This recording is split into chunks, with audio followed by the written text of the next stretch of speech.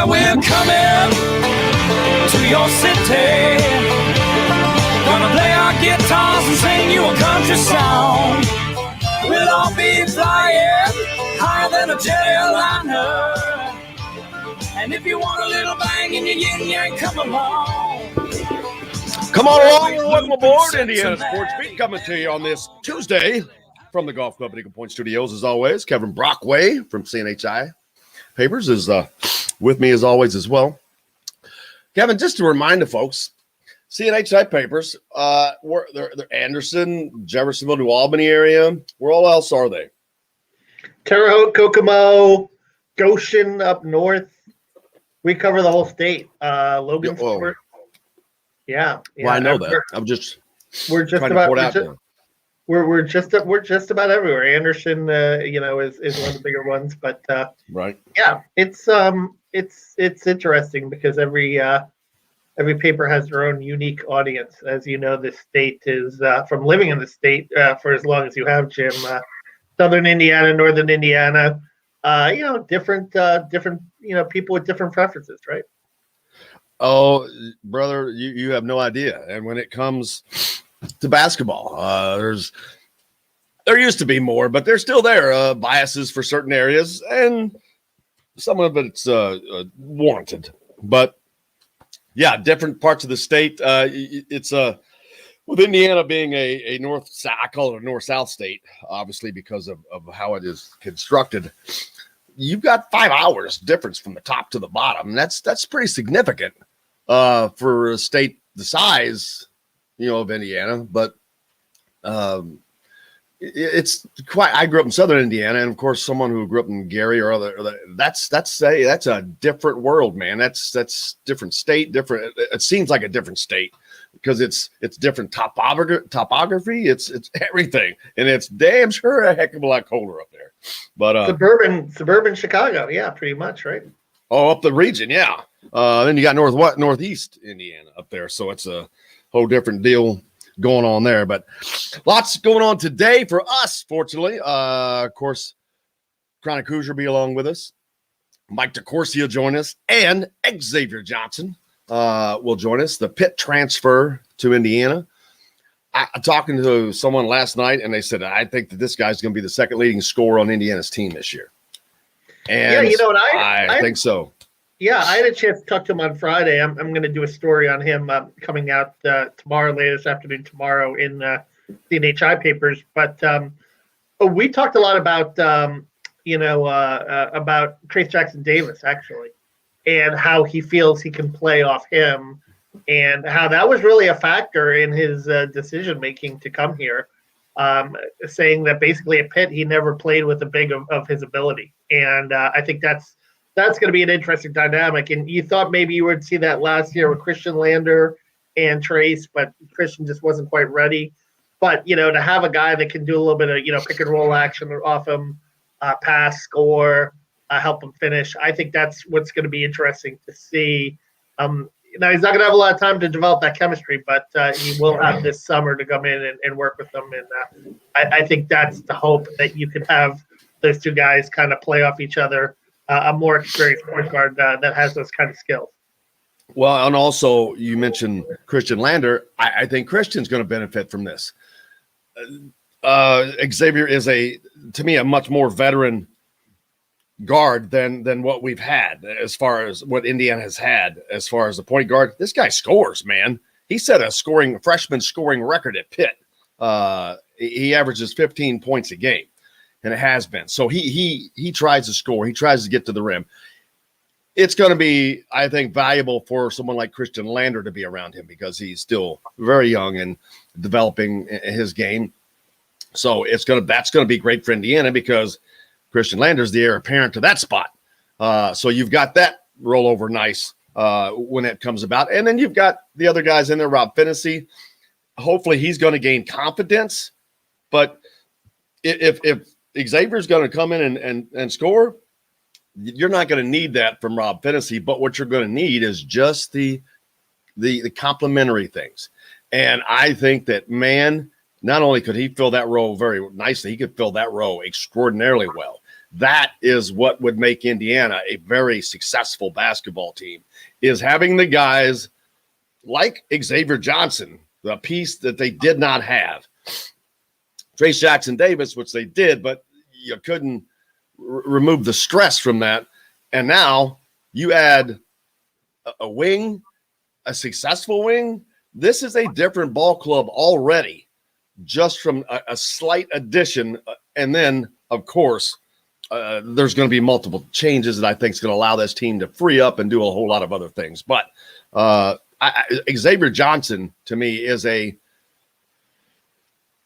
gigantic. I don't want to call it a gigantic get, Kevin, but it's a really, really important get, because I think he's going to end up leading this offense. Well, I think too with Xavier, you touch on the Lander,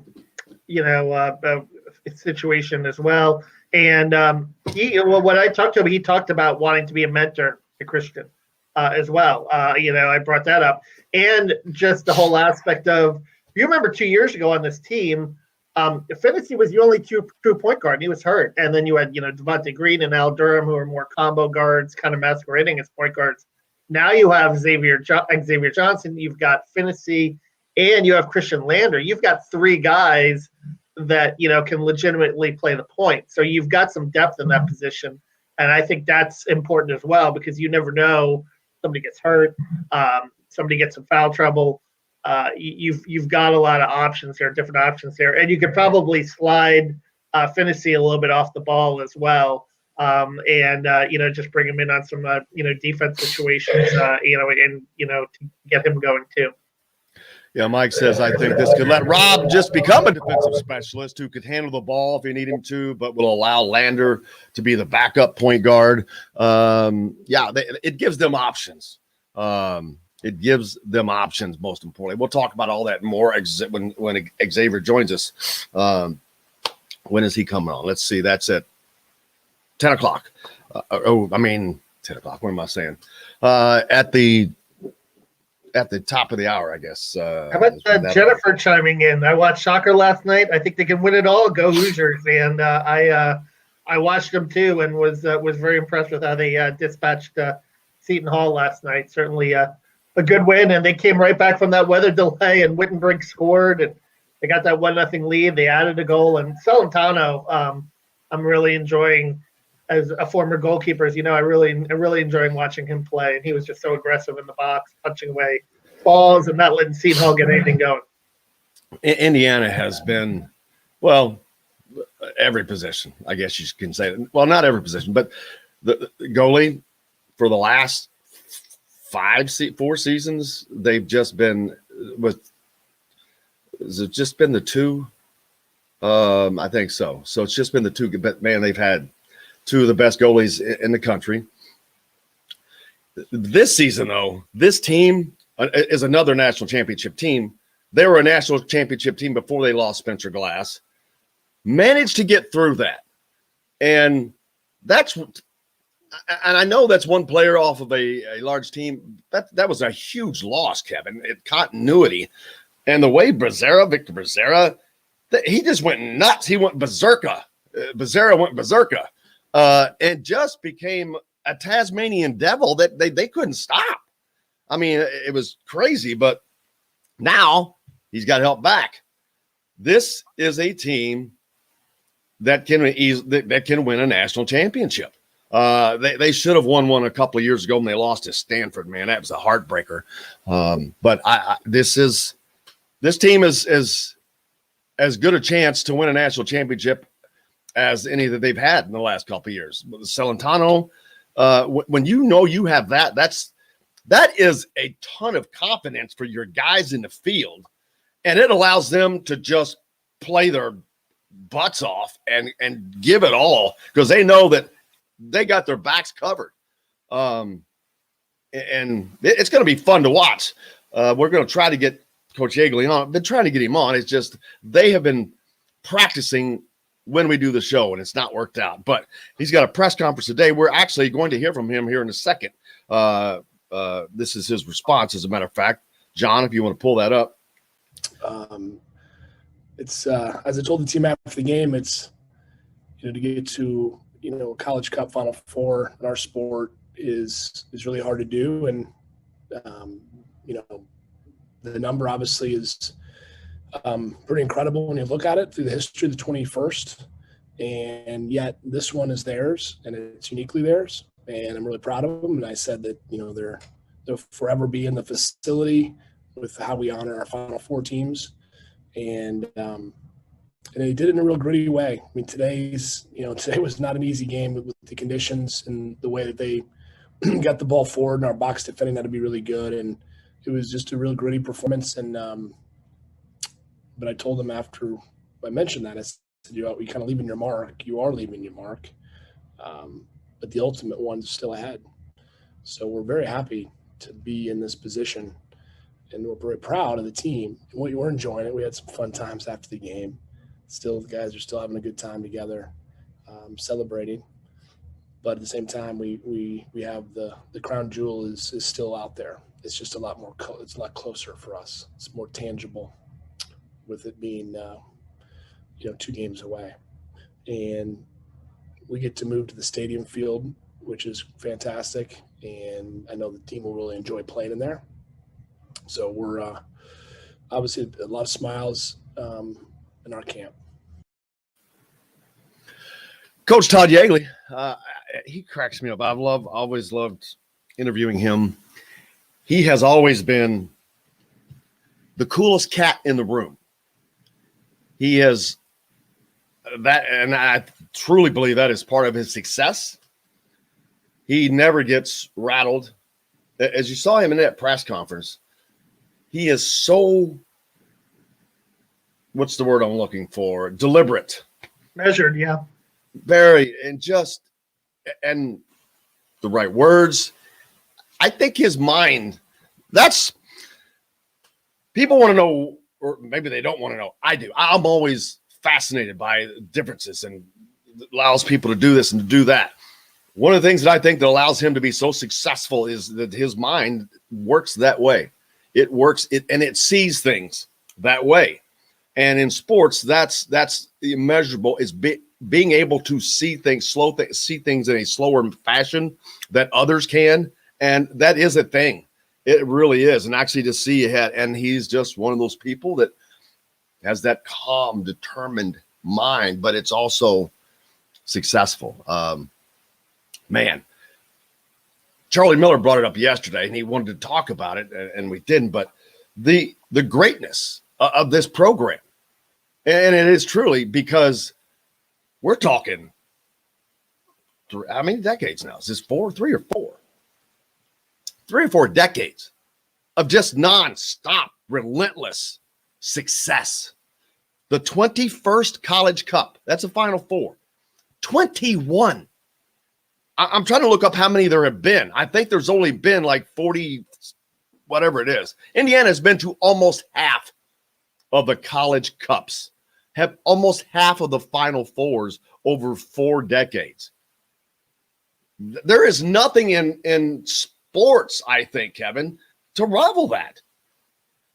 Yeah, no, it's up there. I mean, you go back to UCLA in the 70s under John Wooden. You look at maybe even North Carolina in basketball and some other programs, Duke certainly with Coach K. But no, it's definitely up there in terms of sustained success for a long period of time. What Todd Yeagley and his father managed to do for Indiana soccer, it's pretty immeasurable. And certainly there was a documentary a couple of years ago, right? That we got to take a break though. Yep. Let's take a quick break because Mike's coming on next. But yeah, that 30 for 30 type deal that came out last fall, pretty cool. And it's a great. I can't remember the name of it, but very good. Let's hit a break real fast. Mike DeCourcy is going to join us next. You're listening to us, the Indiana Sports Beat, coming to you from the Golf Club at Eagle Point Studios here on this Tuesday. Brought to you by Any More. Hey, Hoosier fans, whether you're looking for a new all right. Uh-oh.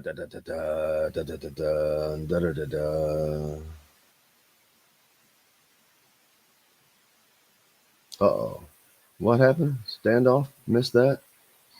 Did you see the standoff between the Reds and the Pirates game? A player from each team stood after the anthem, would not leave the field until finally the Pirate player gave in. A player from each team stood after the anthem. Why would you not always be standing? Yeah, I'm not understanding that, but it's okay. A 40-year run that's not even coming close to ending.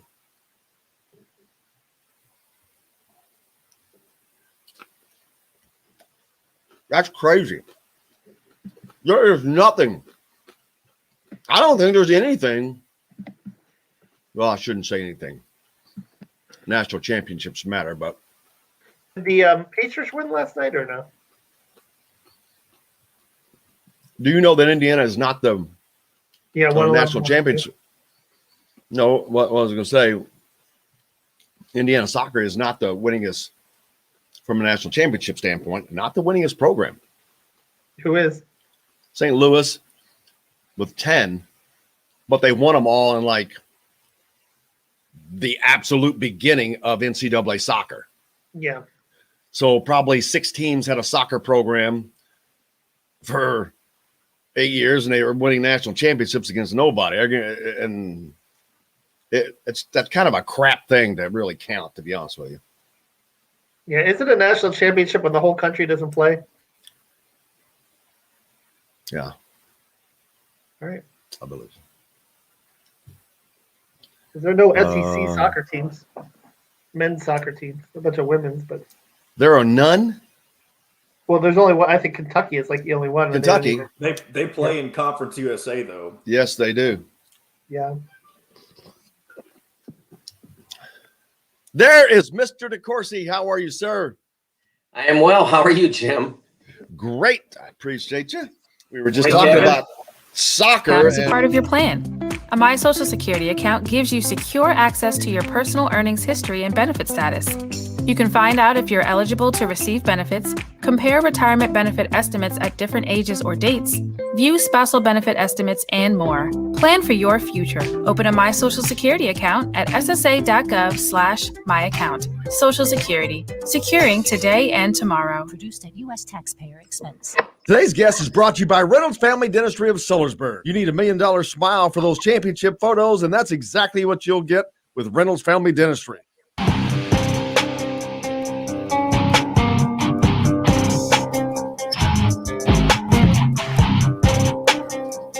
Welcome back to the Golf Club at Eagle Point Studios on this Tuesday. Kevin Brockway sitting in, CNHI, as he always does. And we're joined by the great Mike DeCourcy, as he always joins us. Michael, sir, how are you? I am well, Jim. How are you? Good morning, Kevin. Good morning. Just sitting here, we were talking about Indiana men's soccer, of course. You're a big soccer fan. And I was talking to Kevin about, first of all, this is the 41st College Cup that Indiana's going to. And I'm like, I'm trying to, what did I say? 41st is what, or 21st, yeah. 21st, my bad. But I was trying to think to measure that. I'm like, all right, man, what is that measurable against? Because it's not all national championships, but that is just, that sustained run that is still going as strong as ever after 4 decades is, I can't think of anything in college specifically that much, unless it's on a smaller sport level that rivals that. Well, I think you compare it to get when you make a comparison, you want to make it so that it's a apples to apples subject that people would understand. So this compared to that. And so the first thing that you would look at probably would be basketball Final Fours and who has the most in that regard. And so North Carolina has made 20 Final Fours in its history. UCLA has made 18. Kentucky has made 17, etc. Now, it's not quite apples to apples because when you think about it, basketball is played in more schools, so there's more in the pool, so to speak. But I think there's something of a comparison there, because over the course of the last 3 decades or so, more schools have become involved in playing men's soccer at a higher level. Certainly, you don't see anybody dropping men's basketball, and we still have schools that drop men's soccer. Cincinnati did a year ago during the pandemic, but it's become a bigger sport. And as it's become a bigger sport with more teams playing and competing and trying, Indiana's been able to continue to get back and continue to do this. So I think it's remarkable for them to do this again in a year in which a lot of the established powers of NCAA men's soccer have struggled a little bit, have not been able to keep the same level of performance. The shortened season affected that. Certainly, the split season in the case of the ACC, which competed in the fall and then came back and played some games in the spring and got ready. It's pretty remarkable that the ACC's been able to put 2 teams in the College Cup, because the bulk of their competition took place in the fall season. I'm not exactly sure why they decided to compete in the fall. I think some of it was for cosmetic reasons, to make it appear that, hey, it's not just football that's playing pro, everybody else is playing too. I think there was some of that involved.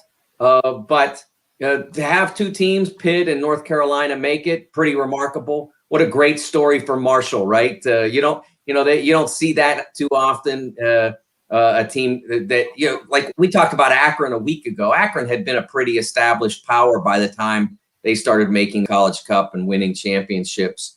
Even though it was a smaller school or a smaller school athletically, they had already sort of said, "Hey, we're here." Marshall's kind of one of those Cinderella kind of stories, and it's really, really a cool thing to beat Clemson, and then yesterday to take out Georgetown, a team that's, again, one of those powers that's made multiple College Cups over the last 10 years or so. To be able to beat them yesterday and to do it in regulation, not on penalties like they did with Clemson, a remarkable thing. So it's going to be a lot of fun this weekend. And I think I talked a week ago about that idea that playing in the spring, that splitting the season and making it a 2-semester sport, and how the coach at Maryland has advocated for that. I don't know if you guys got to watch yesterday, but it was what college soccer should be.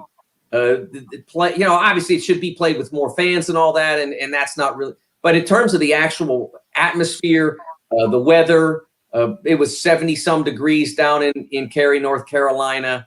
It looked like what college soccer should look like. It shouldn't be, them dodging snowflakes necessarily. So I was really delighted to see that, and I'm hopeful that, the plan that the Maryland coach had come up with was delayed by COVID, as so many other things were. But I'm hoping that now that we've done this, they can see what the benefits would be. Yeah, I think a lot of people are in favor for. A lot of other coaches have favored as well, Kevin, as something you probably covered as well. Yeah, but you do have the lightning delays. I know you have that in the baseball regionals too. That's the only problem about playing in the Southeast in the spring. I'll take a lightning delay over playing in 22-degree weather in Philadelphia in late November anytime. The dreaded weather delays are pretty bad. But 2-semester sport though. The academic, I've heard some basketball coaches over the years. I mean, Billy Donovan brought up the academic demands of being a 2-semester sport. So what are your thoughts on that? Is that that big of a deal or no? Or I don't think so. I think for a couple of reasons. One is that there is some downtime. Men's basketball doesn't have the advantage of the downtime which is built into the soccer 21st century plan. There's a period of time off, so they'd still be working out and everything. But athletes are working out almost 365 as it is, but they wouldn't be competing during that period of time. So I think that would allow them to retrench a little bit. I know it is tough for men's basketball. The problem being that they hit the beginning of their season just as the end of the first semester is happening, and that's where it really hurts them. but they do have the opportunity to make up some of that now in the summer, and I think that's the full-time summer, which is basically what almost every major Division I program has gone to. Again, in ordinary times, non-pandemic times, makes up for a lot of that and allows athletes to get ahead and to make up for what issues might develop because of what I mentioned, having to get started on your basketball season just when your papers are due and your finals are coming up and all of that. I was talking about just kicking on soccer one more time. I noticed you had a post up about the Columbus Crew changing their name. I mean, soccer has gotten obviously a lot bigger in America, but it's still not there. Is the growth? Is the growth still at the same level, growing as speed, you think? Is it slowed? Is it picking up steam? I can't tell right now on that. I really can't. I do not have a gauge on what that is doing. It continues to ascend, and I think some of the ascent now is being and by necessity and by merit is filtering over into the women's game. We have had, since the women won the World Cup in 1999, which was sort of like a seminal moment for women's soccer in America, because that progress, having the tournament here and having women's sports in general, probably. Yeah, true. But specifically in soccer in 1999, it sort of launched something, but it launched something that didn't really have anywhere to go. And so they tried to start a women's league, and financially it didn't make it. And then they tried to start a second one, and financially it didn't make it. And now we have the NWSL, and it seems to be on much better footing. The interest is better. CBS has really embraced it and made their broadcasting of it more a focus, and people are getting involved in ownership. So if you look at the Angel City FC, which is coming, I believe, next year, a lot of really prominent Hollywood figures became involved in that. So there's real momentum in the women's space in professional soccer. In men's soccer, I think it continues to ascend. It's a slower growth, but once you've grown from nothing to having a 26-team league in which the franchises are going for $300, $400 million in some instances. Chicago went for something north of $300 million. The expansion franchises are going for well in excess of $200 million. That you can get a club in England for less than that. That has the ability to play in the Premier League, and in some cases they've sold Premier League teams for less than that. So the game here is continuing to ascend. I just think the pace of growth is slower because we were in 1996 we were at 0, and we're no longer at that. But the ability of the American player, I think, is growing faster now than maybe ever. I mean, when you look at the Champions League this past year, and you see some of the players that played there, Weston McKennie playing for Juventus, which was up until this past week, I think they had won 8 or 9 consecutive Serie A championships. You see Serginho Dest playing in the back line for Barcelona, one of the 2-3 biggest clubs in the world. You see Christian Pulisic was the literal hero for Chelsea in the Champions League semifinals. He created 2 of the 3 goals that got them into the championship game, which will be played May 29th. He likely will start. And like I said, he was the hero. He wasn't their best player over the two-game series, but he was the most important player, because without him, all the great work that was done behind him, Conte and some of the other players, Chilwell on the outside, guys playing great, but not really leading to much until Christian took over in the box and created 2 of their 3 goals. So I think that if you look at that, we're seeing the game continue to grow on a significant level. The one thing, I guess, last question I have on it is, and this has been a question that has been around for years now.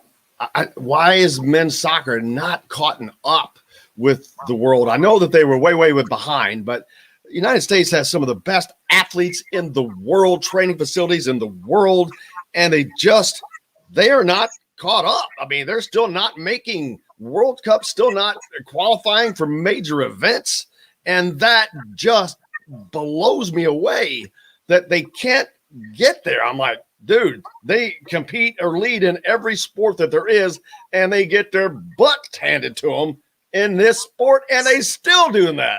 It's not quite that bad. They have a PR problem, for one, because the perception is that they are awful, and they are not awful. I think they're ranked around 20th in the world point. They lose it, missing out on the World Cup in 2018 was a significant failure. And that came about largely as a result of and I can't really explain it, and I don't know that anybody ever really has. There was a vacuum in between the Landon Donovan and DeMarcus Beasley, that generation, which came into professional soccer. They reached their teens around 99, 2000, 2001, right around there. That age group, and then from there to the current young players, Pulisic, McKennie, players like that, Timothy Weah, that group. In between, there wasn't much, and it's really hard to explain. I can't really explain, but that's why 2018 happened more or less. They were a group of old guys and a couple of young guys, and there was no in between, and it just didn't happen. I think but when you look at the growth of American soccer, 100 years start is hard to overcome. I mean, it was a literal century. Liverpool, my favorite team, was founded in 1892. The U.S. men didn't make the World Cup between 1950, when there weren't very many teams involved, and 1990, after the game had really gotten wildly popular and the competition had gotten more intense. From 1950 to 1990. So American men's soccer really was born in 1990, right around then, when that team made the World Cup. And so we've got 30 years at it. They've got 130 years. That's part of it. And then the other part that's underestimated is that, okay, if you're a young team sport athlete in America, what are you playing? You can play anything you want. You can play basketball, you can play soccer, you can play baseball, you can play ice hockey. My nephew's an ice hockey player. I don't have any, I have 14 nieces and nephews, and I don't have anybody in that group that got into soccer. But I've had, my one nephew's a college football coach who played Division III football. His brother, like I said, played hockey. I've had others play football and such, but there's so many different choices for a young athlete here. So the other countries that are great at it, Spain, England in particular, that's a really Italy. They play some of the other sports. They're really good Spanish basketball players. They, obviously a great tennis player in Nadal. But for the most part, their best young athletes are handed a soccer ball and said, go play. And that's the difference. So it weakens the pool here. We have 350 million people, but we have, 5 to 6 sports in the men's team space that are pulling at them. Yeah, I was remembering. I was going to say quickly yeah. that Chris put this comment up that older people are not knowledgeable about it, and there is a lot to that, because I remember being this it's a sissy sport, but that was based on watching World Cup. And World Cup is not good to draw fans and new fans. I will tell you that. It's horrible because it's horrible to watch, the flopping. And that's what I saw soccer as, a bunch of flopping, whiny players. And because that was my experience with soccer. I didn't grow up with soccer. It wasn't prevalent when I grew up. I played football, and we didn't even have soccer in my high school. But my daughter played soccer since she was in the 4th grade. And I remember taking her to an Indy 11 type game in Louisville. And that was my first experience of watching these guys. And I'm like, holy crap. I was watching this speed, and I was like, whoa. They blew my mind on how fast they were getting up and down the field. And that changed my appreciation. And then, of course, following her, learning the rules.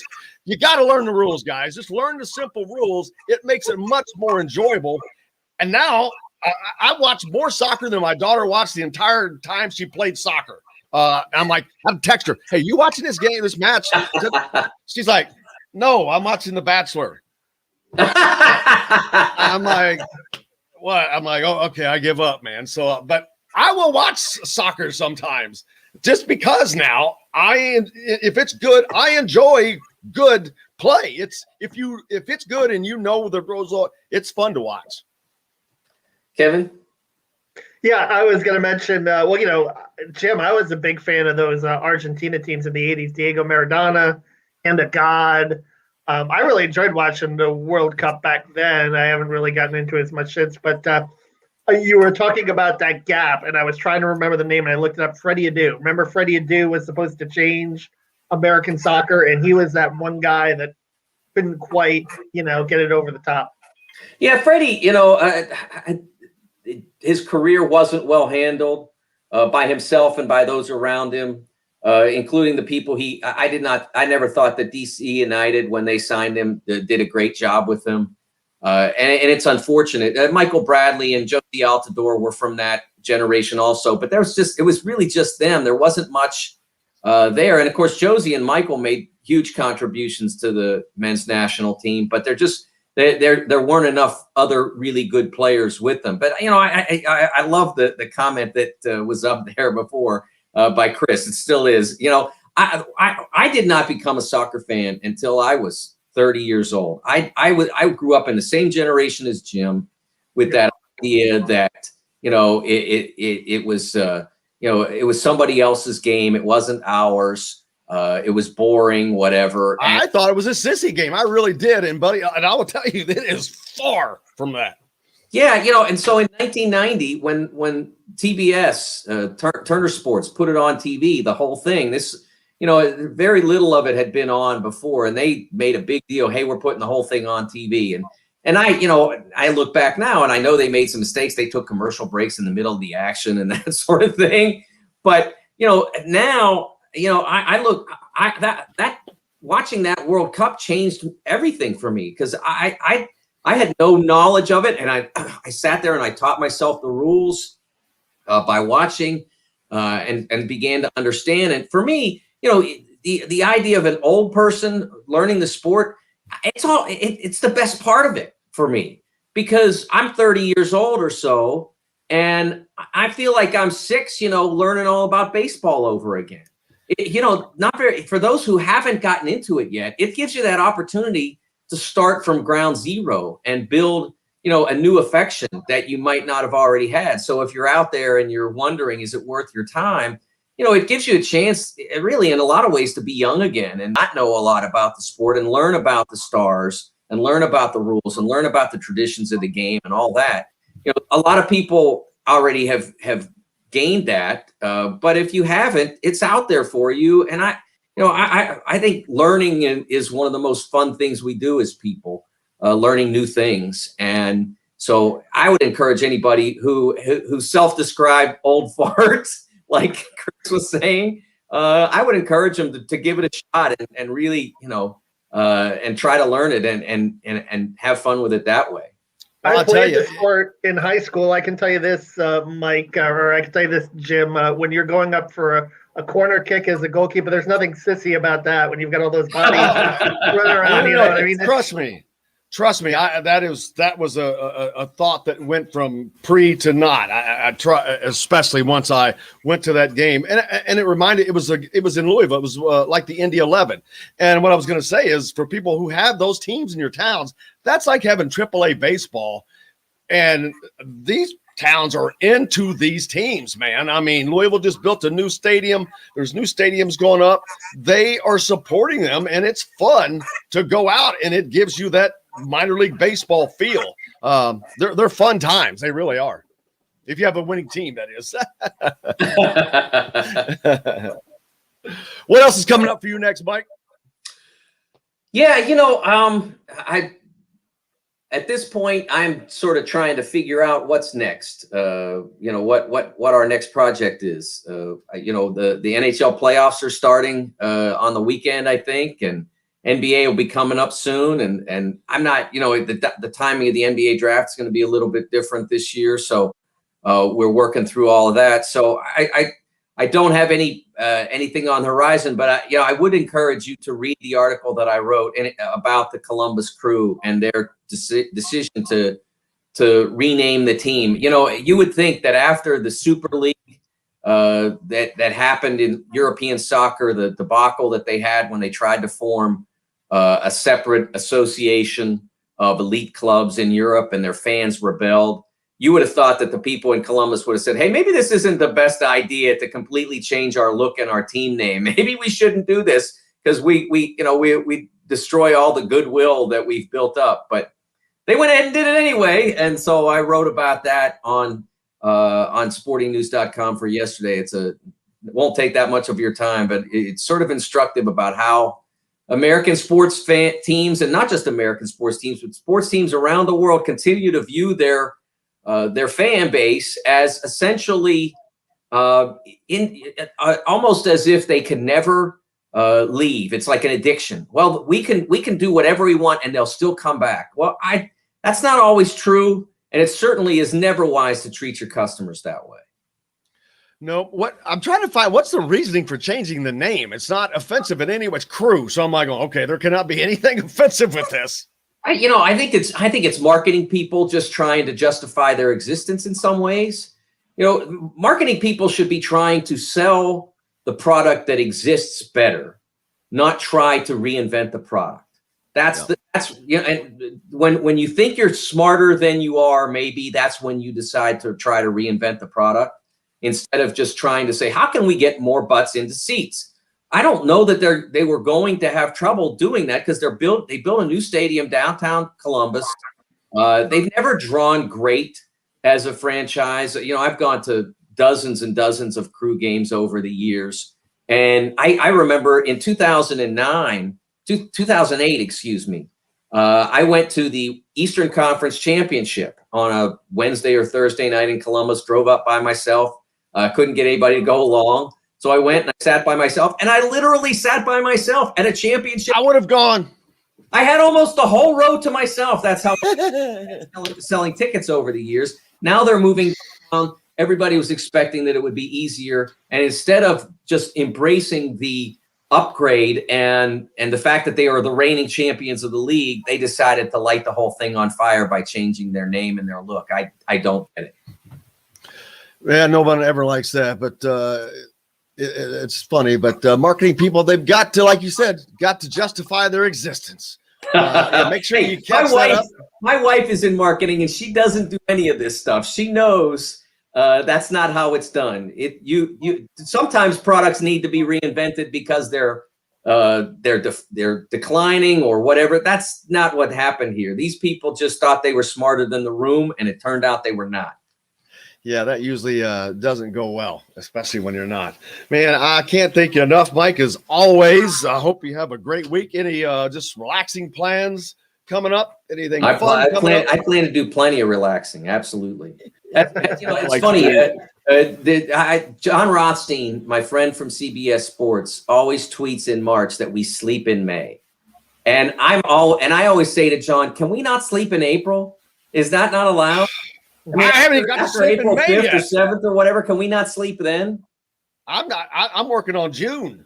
I'm not kidding, but I'm like, oh, wow. This year's worse for me. I have an 18-year-old daughter. So May has just been turned upside down for me with all that stuff. But it's all good stuff. But, man, thank you so much. And we look forward to talking to you again soon. Make sure you do go to at TSN Mike to follow him, or the Sporting News for that article and anything else he puts out, because promise you, it is worth the read. Mike, thank you, sir. Thanks, Jim and Kevin. Always a pleasure. Thank you, brother. Mr. DeCourcy joining us here on Indiana Sports Beat, and we've got plenty more as Xavier Johnson will join us at the top of the hour, and, of course, Chronic Hoosier after that. Indiana Sports Beat brought to you by Andy Moore. Brought back to the Golf Club at Eagle Point Studios after this. Thinking about retirement? Oh, that was a great segment. Indiana fans hate talking about nothing but if it's not Indiana basketball. Your commenters were pretty into it, actually. They were There into you the go. soccer. Yeah, well, I eat soccer. I mean, it's a relevant this week. I think soccer's a lot bigger in Indiana than a lot other states in the U.S. Well, IU has 8 national championships. But so yeah, that helps. obviously it's because of that. But I'm just saying. Also, It does. I need Xavier Johnson's phone number. Oh Jesus, we're not connected with him yet. Well, you told me he didn't have the email link, so I need the phone number. I understand. I didn't know we weren't connected with him yet, is what I'm saying.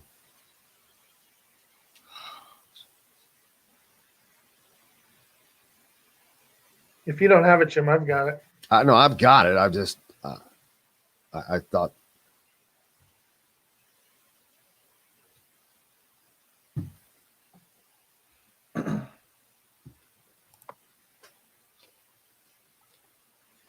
"10 minutes away, he doesn't have it." That's not cool.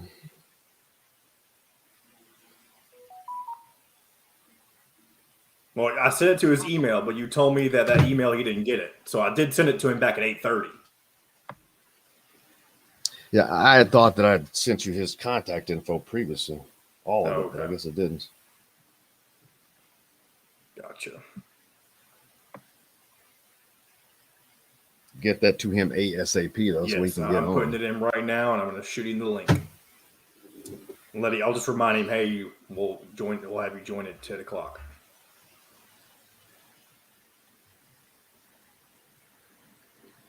Via, it's a Zoom link. Like Yeah, he the knows that. StreamYard link. Yep. I'll make sure he understands that. Yes.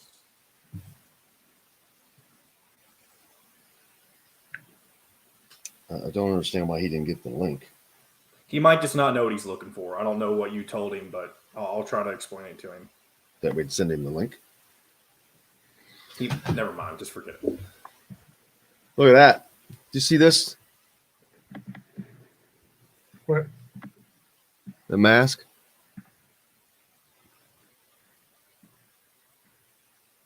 Coming back. A reason for deals like this. How about a new 2020 Honda Civic LX front-wheel drive lease for just $180 a month, or a new 2021 Honda Accord LX front-wheel drive lease for just $270 a month. Andy Moore Honda Bloomington, Bloomington's #1 Honda dealer. Come see us at the all-new Andy Moore Honda, now in Bloomington. It's quite This the mess. segment is brought to you by Cheryl Sizemore from Remax Realty, Indy Home Pros.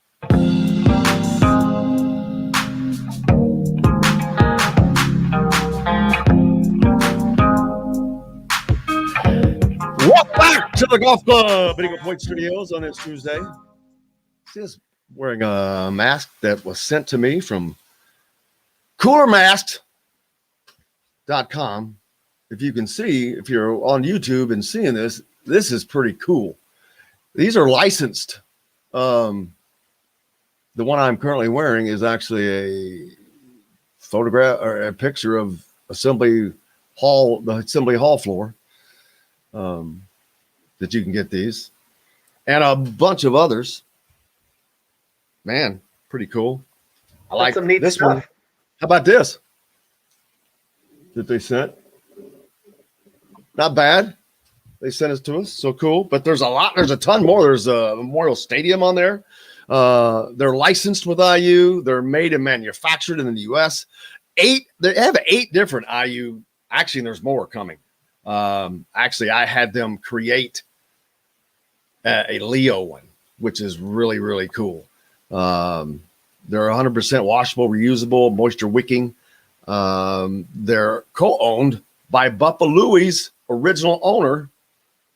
And once I get this set up, I'm going to donate all of our, if there's any profits, all profits are going to go to either the Chris Beatty Scholarship Foundation or Daymar.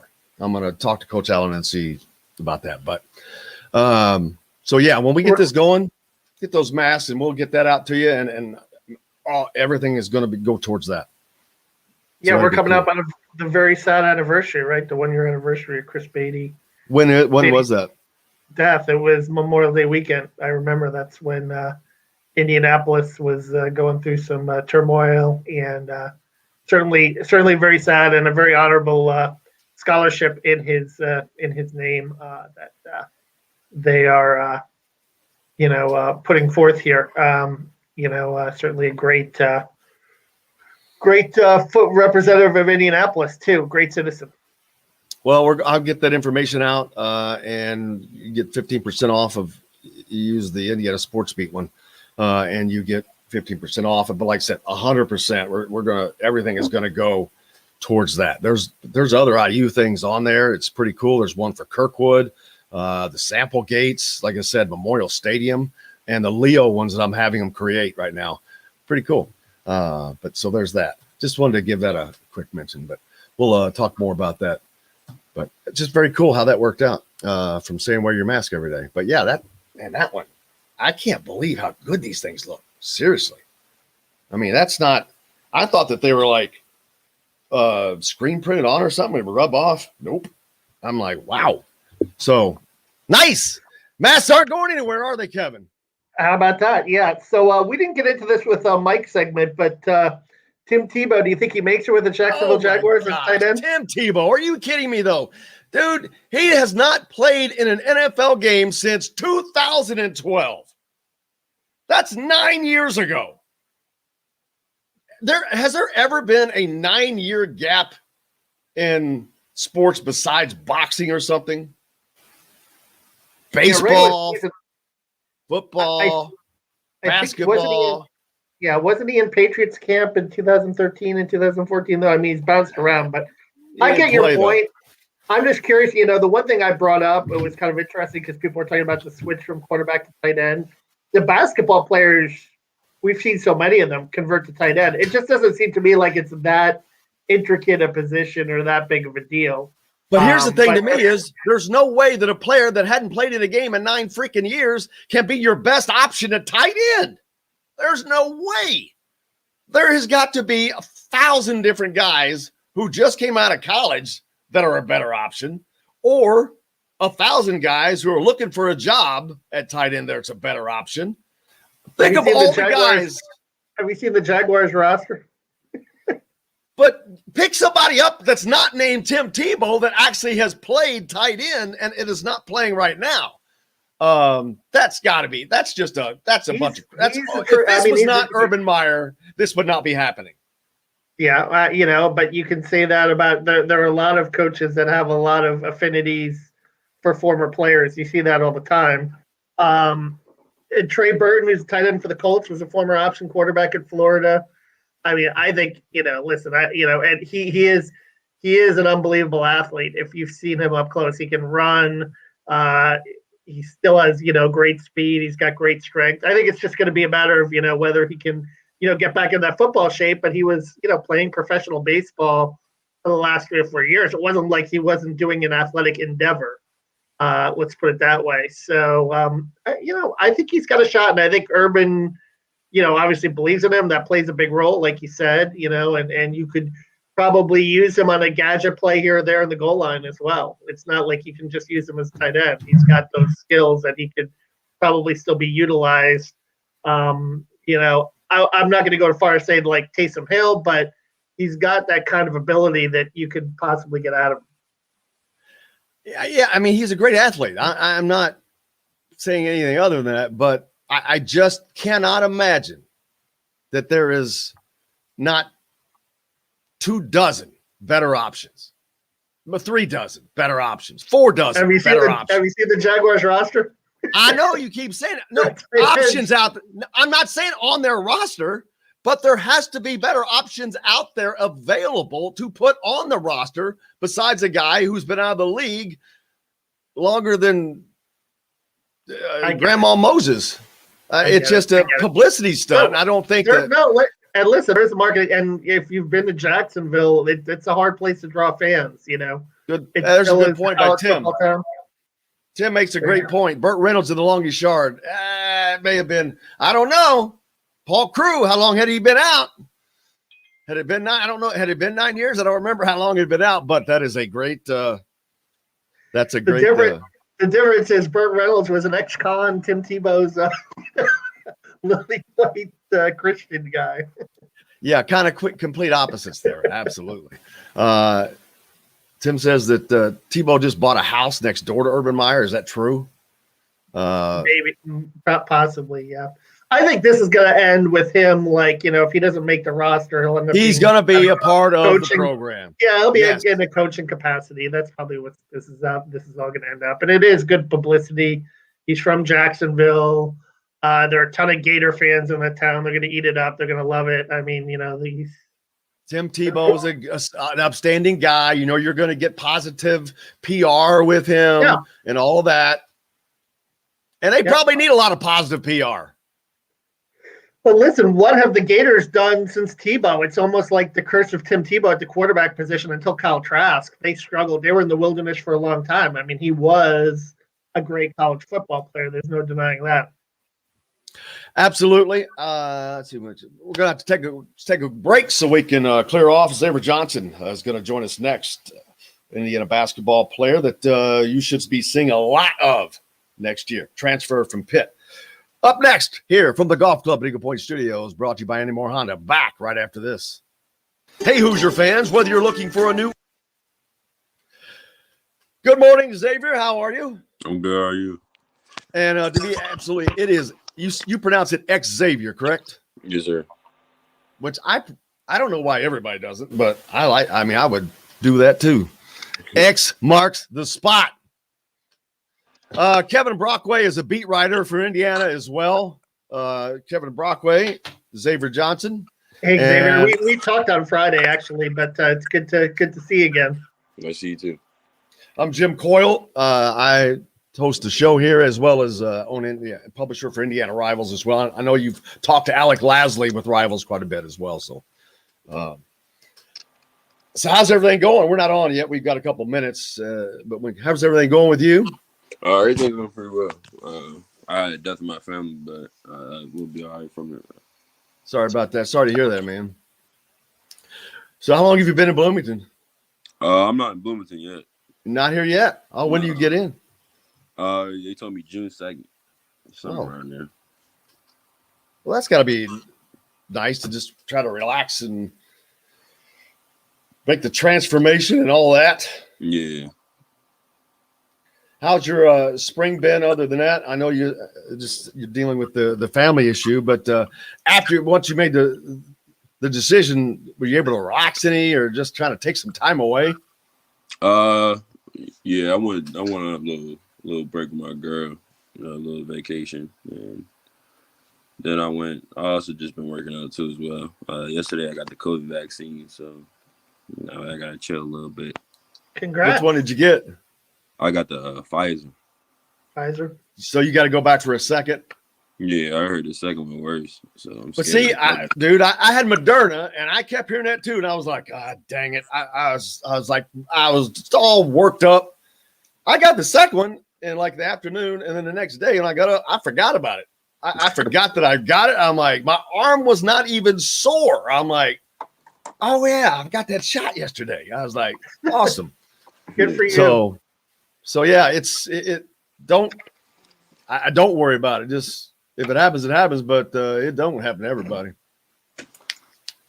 All right, bring it back. All right. Thinking about retirement? Make sure a My Social Security account is a part of your plan. A My Social Security account gives you secure access to your personal earnings history and benefit status. You can find out if you're eligible to receive benefits, compare retirement benefit estimates at different ages or dates, view spousal benefit estimates, and more. Plan for your future. Open a My Social Security account at ssa.gov/myaccount. Social Security, securing today and tomorrow. Produced at U.S. taxpayer expense. This segment is brought to you by Andy Moore Honda of Bloomington.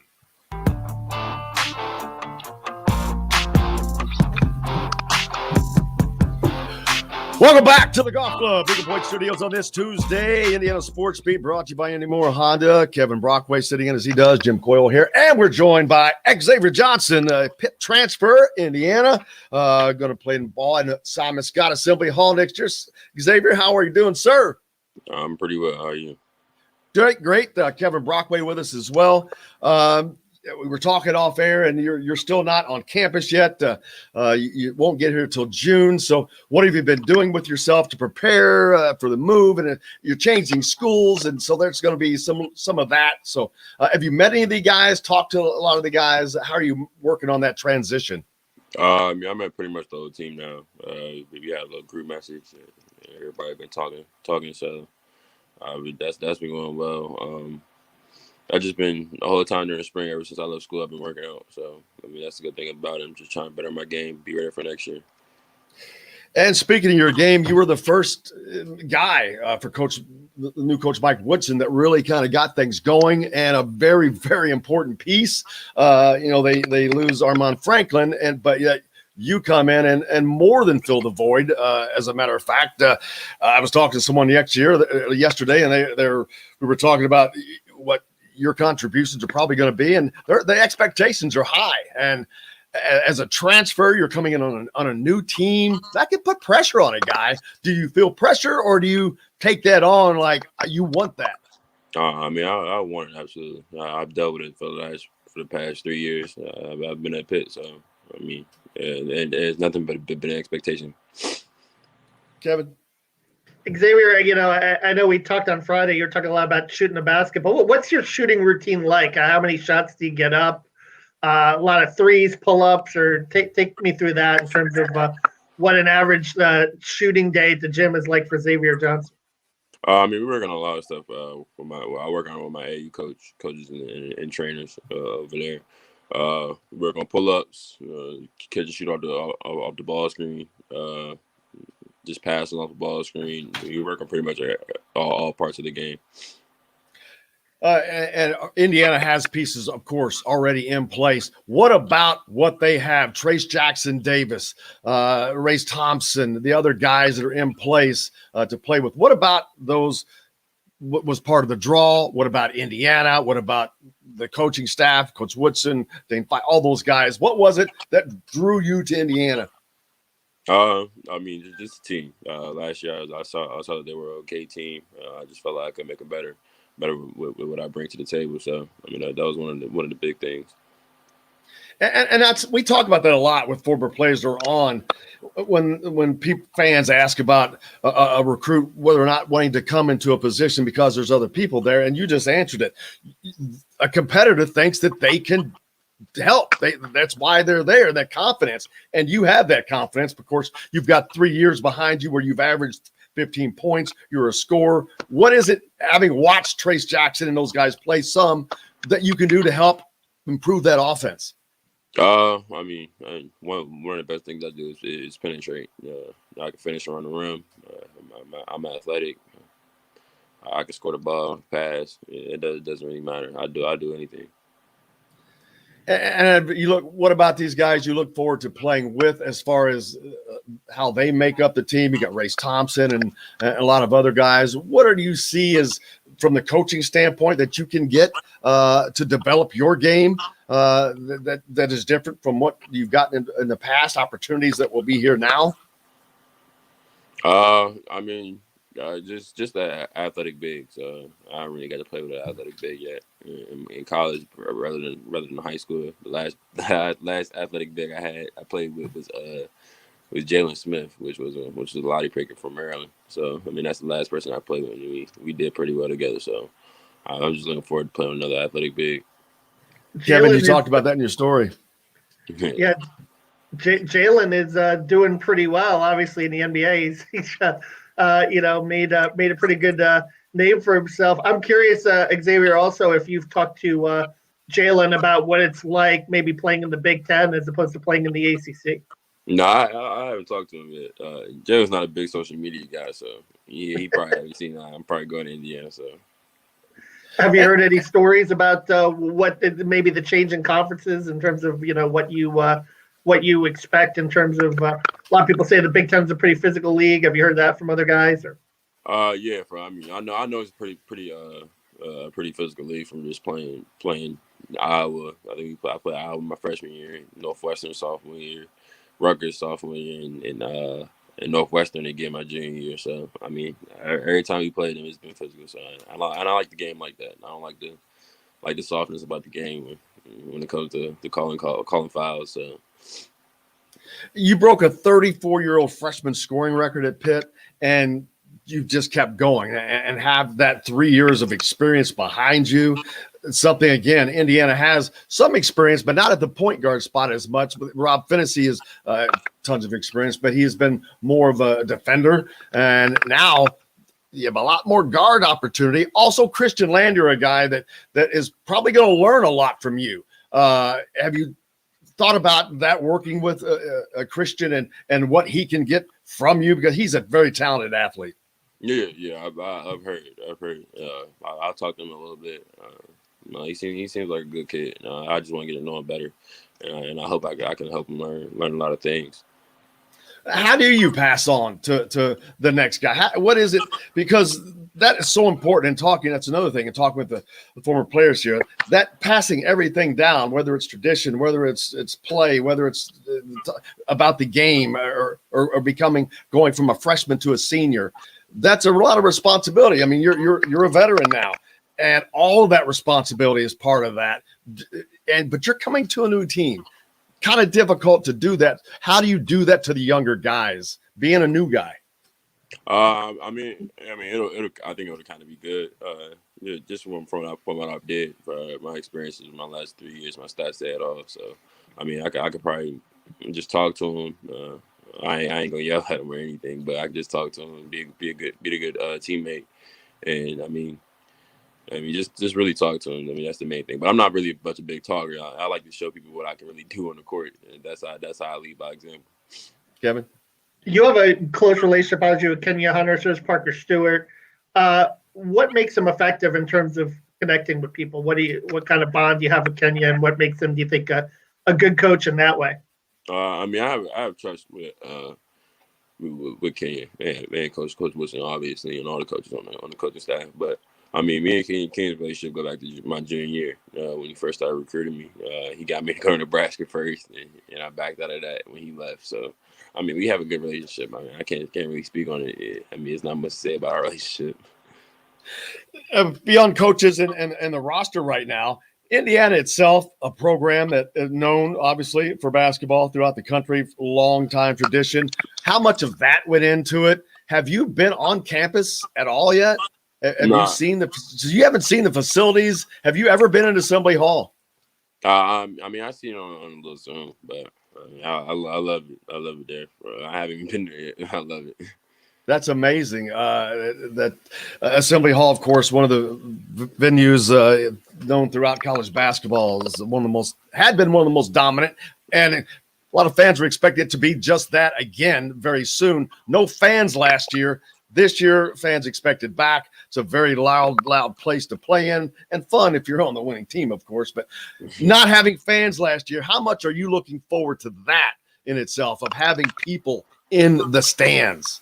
I mean, I'm looking very much to it. I put fans all my life, so I mean, it'll get my adrenaline pumping back again. I can probably get a little bit more athletic on the rim, so that'll help.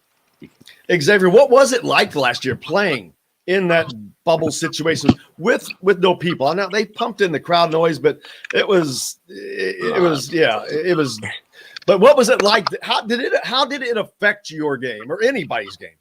I mean, it really didn't affect my game. At that point about basketball, it just became who showed up every day. To be honest, and who wanted to compete. Because most players love to compete in front of fans. So I mean, that was one thing that brought to people's eyes. I mean, you saw it in everybody's conference tournament. Not the best team really won. So, yep, Kevin. Xavier, you were talking to me about social media messages. Anything particularly stand out from Hoosier fans in terms of what they sent you when you made your decision to commit? I mean, my parents and everybody pretty much saw it. It was a lot of love there, and I can't. And I'm blessed to be in this situation. So, I mean, I just loved it. And it wasn't really much to say. It was a lot of tweets I seen. It was just crazy. Was it more than you expected?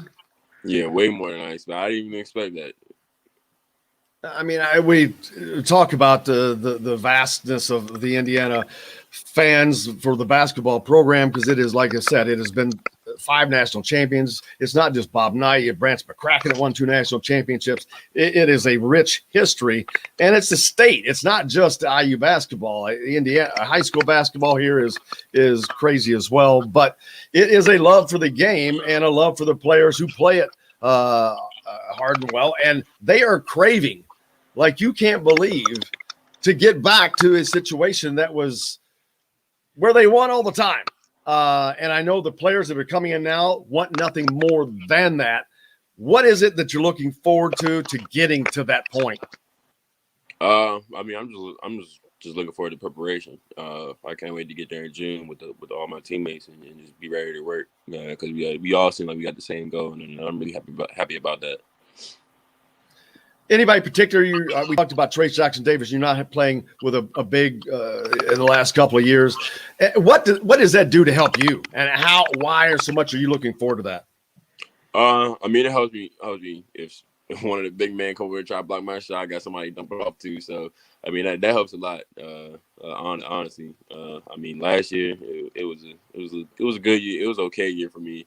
I mean I don't think we were the best shooting team in the college. We were like probably 12 out of 15 teams, and I let the 18 assist. So that says much about it. If we had a low field goal percentage, but I mean it's just good to have somebody who can catch the ball and just finish around the rim.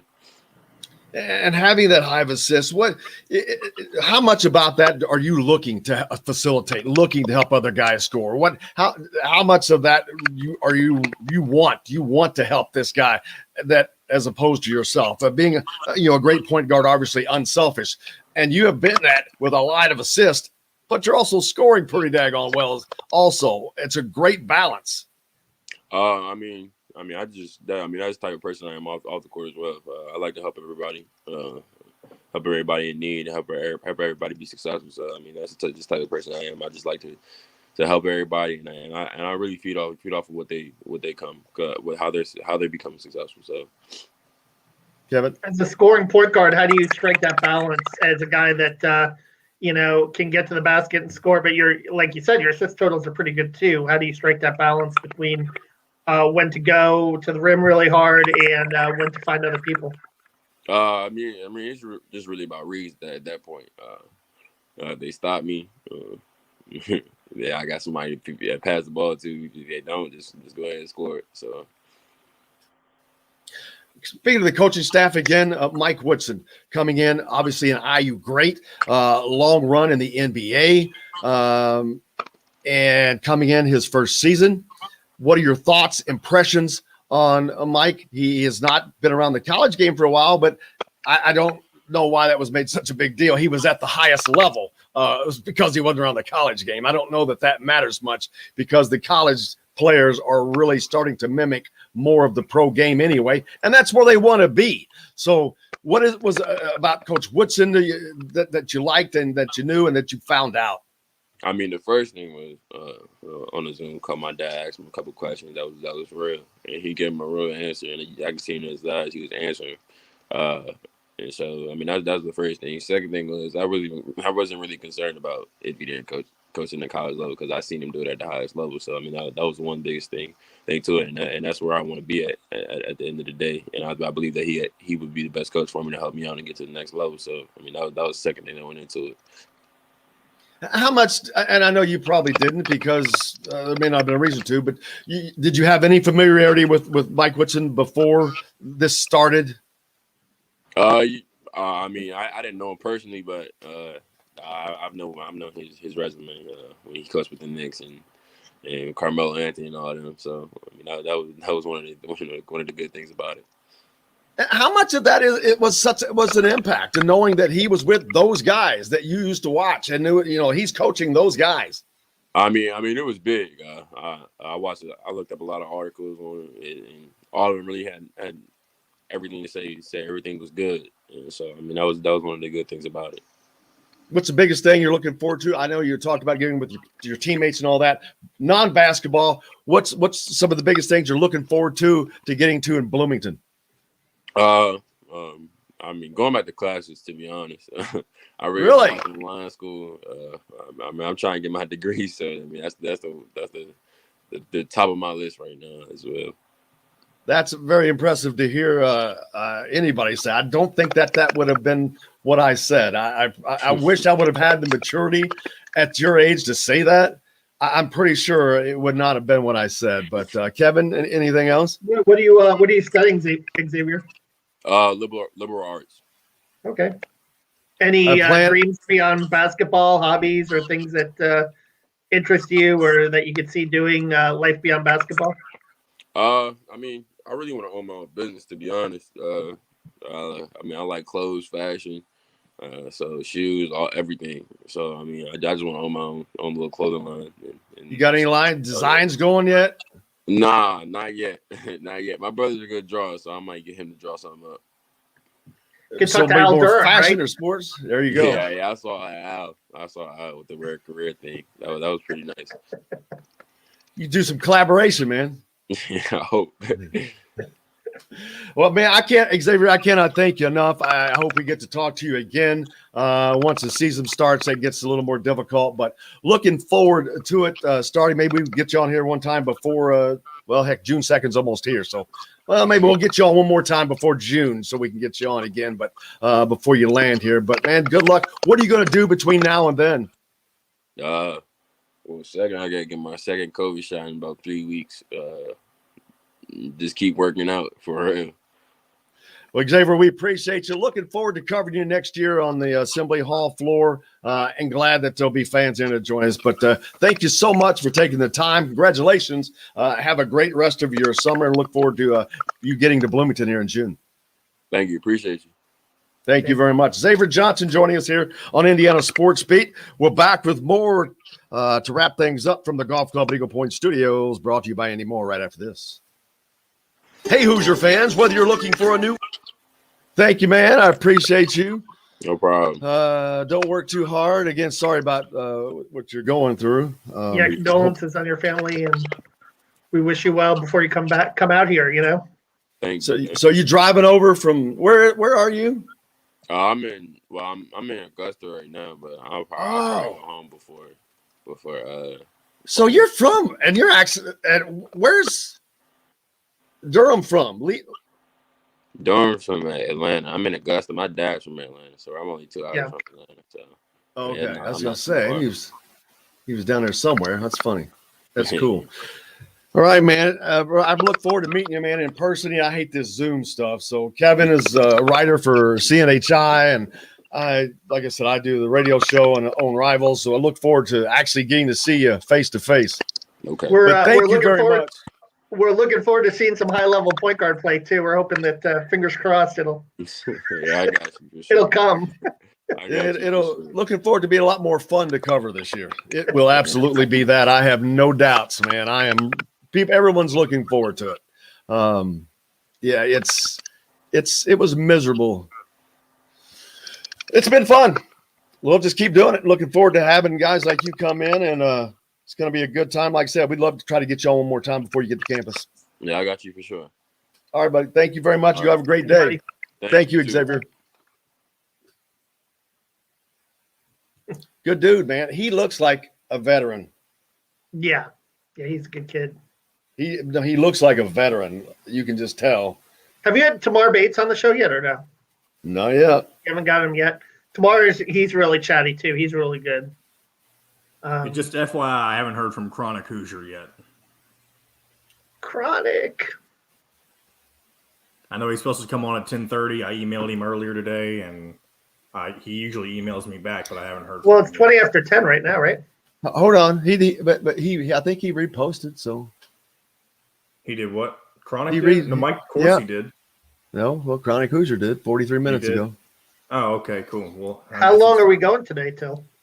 Just a little. You can, if you have to drop, you can. Chronic. I just had to move Chronic because Xavier came on.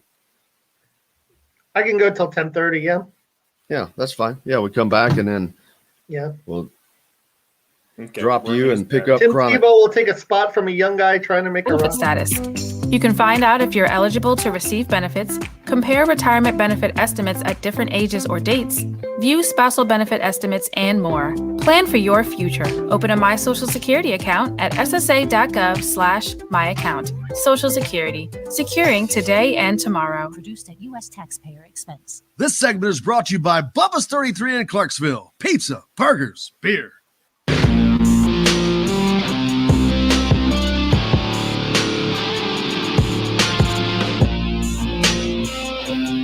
Welcome back to the Golf Club Eagle Point Studios on this Tuesday, brought to you by Andy Moore Honda and Cheryl Sizemore from Remax Realty, Indy Home Pro. Hey, if you're looking for a home in the Bloomington or Indy area, you know Cheryl Sizemore at Cheryl@IndyHomePros.com can get you taken care of. The best deal and the best value. Chronic's with us. Man, I didn't even see it. I looked up and he's there. He's sneaky. Welcome back. He is, man. Just slid right in. We just finished up with Xavier Johnson. He's a veteran, man. He's gonna be a difference maker. No doubt at all. And that was one of the big concerns whenever you enter the portal is what are you bringing in? You got some guys that bring some experience that uncommon to most first-year players with the program. Ideally you want guys that know how to compete, guys that know how to win, and especially in the backcourt, you want guys that know how to lead those around them. And it certainly seems like he checks off all those boxes for sure.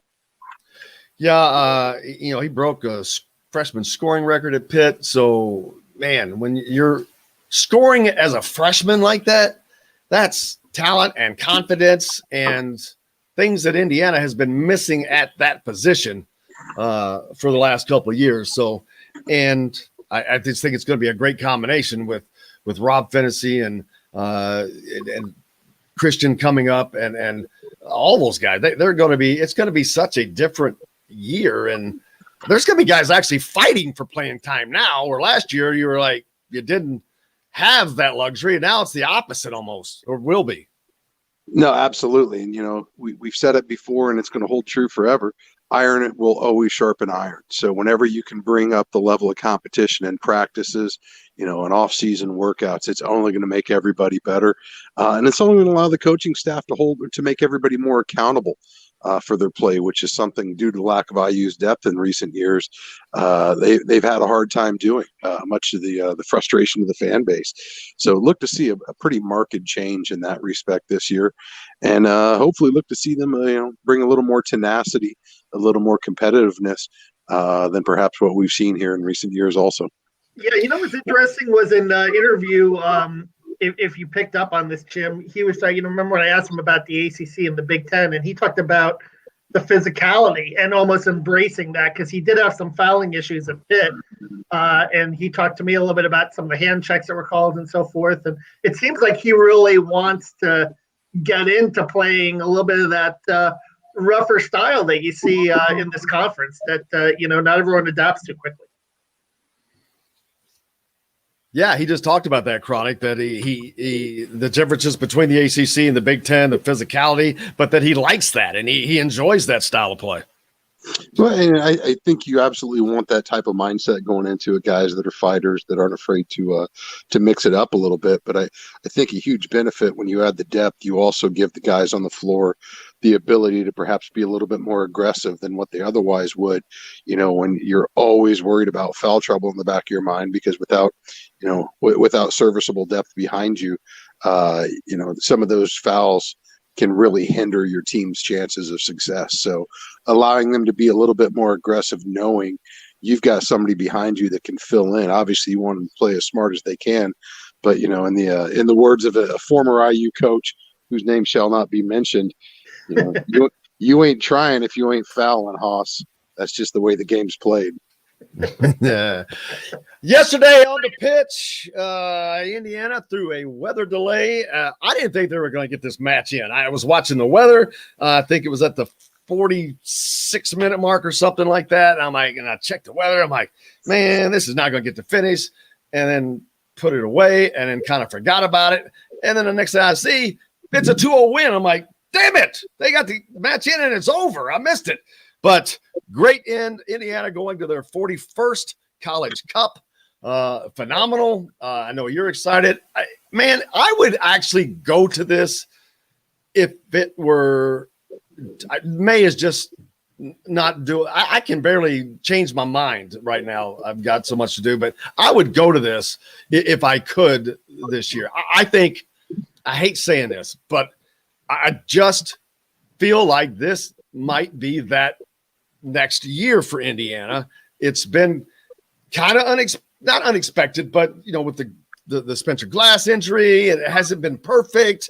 They won on PKs twice in a row to get the Big Ten, and then the first round, and it's not been the dominating look. But for some reason, I'm like, I just got this feeling, Chronic. Yeah, it's a special squad, no doubt. This is actually their 21st College Cup appearance. That's the Final Four for NCAA soccer. I keep saying 41st. Yeah, it's because they don't seem to miss tournaments. They've only missed 2 in the program's history. But this is a team that is, it's what we've come to expect from Indiana soccer. They are the elite of the elite. They have now made 43.75% of all college cups since they became a varsity sport. It's an absolutely insane stat because, quite frankly, it's an absolutely insane program. This is excellence personified on the soccer pitch. And, soccer is such a weird sport sometimes. I hate to say it, but, a lot of fans will recognize that the best team doesn't always necessarily win. It's a long sport. It's a lot of back and forth. Americans have been a little reluctant to pick it up, in part kind of like hockey because the scoring can be a little far and few between, but just the buildup of play that nets those goals. And last night was one of those games where obviously you reach the Elite Eight, you guys can ball. It doesn't matter what. It's hard to get to that level as a fluke. There's certainly been lesser teams that made it per se, but you got to be a pretty good soccer team to get to this level. And last night was one of those games where they seemed pretty evenly matched for about the first 30 minutes or so. IU was just kind of struggling to get their chances. I think we've seen Victor Becerra, IU standout, the Big Ten Offensive Player of the Year. Has not gone unnoticed since tournament play started. Teams are throwing all sorts of attention and defensive pressure his way and really making it difficult for him to operate up front. But what we've seen is, there's a lot of guys on that team that can absolutely ball. And you saw it with the result last night. It was a great team win for Indiana. And you mentioned the rain. That's one of those things that can be, like in horse racing, when that track gets wet and sloppy, it can really throw the playing field out of balance, no pun intended. But the middle of the field last night was just an absolute puddle. Balls weren't rolling at all. Guys were slipping and falling. And, the fear was that those conditions introduced to the match could produce some fluke plays where perhaps Indiana gets burned. And, Roman Celentano, Indiana's goalkeeper of the year in the Big Ten, was on par, which is just excellence for him. But, the Seton Hall was able to get a couple shots that careened off the bar. That last one, I thought for sure as we were watching it was going in with about 5 minutes left. But they were able to clear it. They were able to hold the shutout. They're 9th of the year, which is absolutely ridiculous. Their goals against average is just unbelievably low. Top 5 in IU history right now, which is saying something because this is a program that's been built on defense. But, where IU's been short in the past has been on goal scoring. And with this year's team, Becerra certainly brings all sorts of effort.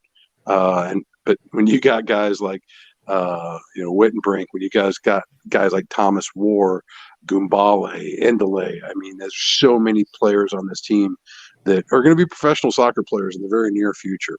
And it showed with the result last night. And, they advanced to their 21st College Cup. Where they're going to face Pitt on Friday on ESPNU. Yeah, we got to take a quick break for the radio side of things. Thank you guys for listening. We'll be back tomorrow with Dylan Sim, Kyle Nedrup, and Bob Kravitz. I want to make sure I thank Kevin, Mike DeCourcy, and Chronic, and Xavier Johnson. And look forward to you guys seeing you on the radio tomorrow. Make sure you wear your mask. Do something nice for somebody. And until then, I'll see you on the radio. Couldn't get much lower. Quicksand. Clear. And we're back to a little overtime. But yeah, it's this thing is moving and it's quick too. Friday is the match against Pitt? Who they play? I forget. Pittsburgh. Pitt, yeah, playing Pittsburgh. That's right. You got to say Pittsburgh. Can't say Pitt anymore. Which is ironic. We just got off with Xavier Johnson from Pittsburgh. But yeah, looking for the Pitt. I've not looked at anybody. Who else? Who are the other two teams that are in the College Cup? I believe North Carolina advanced, which is they're going to have another double with the men's and the women's. Yeah, North Carolina Marshall. Yeah, I think it is. Yeah, couple of blue bloods, couple of upstarts. Exactly the type of tournament that Indiana is honestly built for. To be totally honest with you, Marshall defeated Georgetown, the defending champions, 1-0. So got a lot of teams that can compete here in this one, but I like Indiana's chances quite a bit. I do think we're going to see Pizzera wake up a little bit. You get the sense that there's been some buildup that's just gaining and gaining pressure, and eventually it's going to release here. The defense is obviously going to be what wins it for them. And, as you mentioned with Spencer Glass's injury, they filled in and not really missed a beat since then and continue to just really dominate the back line, minimizing chances. And Susie Yeagley was tweeting at me this morning talking about how fortunate they were in response to some of my remarks about just the run of success Todd Yeagley's been on here recently. And I commented last night that it's not too terribly dissimilar from his father's. They've had took Jerry 10 years to get his first title. Todd had it in year 3, but year 11 now he's in his 4th College Cup, which is just where his dad was after a decade on the job. And Jerry was able to parlay that into just a couple of decades of absolute dominance. And Indiana right now is not unlike Jerry's early teams. They were able to compete, and they just weren't quite able to get over the hump to get the natty. And you get the sense with the talent that Todd's been able to bring in no small part due to Kevin Robeson's move into the recruiting coordinator position. They're just pumping out some insane talent right now. But most importantly, they got some guys that can score goals. And as we've seen with basketball, you can be really good in a lot of facets, but if you can't get the ball in the net, it's all for naught. Well, and toward the end of the season, I noticed they were really relying on Victor Pizzera. I don't want to say relying. Maybe it was just Victor Pizzera going berserker, as I said earlier.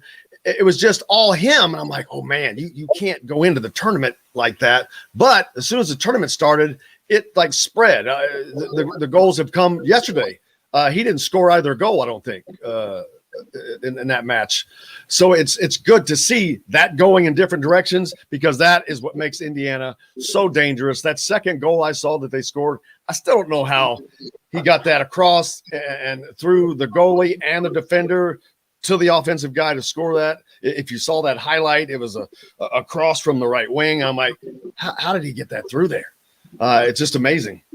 You talk about that highlight. If you look, Gumbale doesn't look across the field after he crosses about 25 yards in.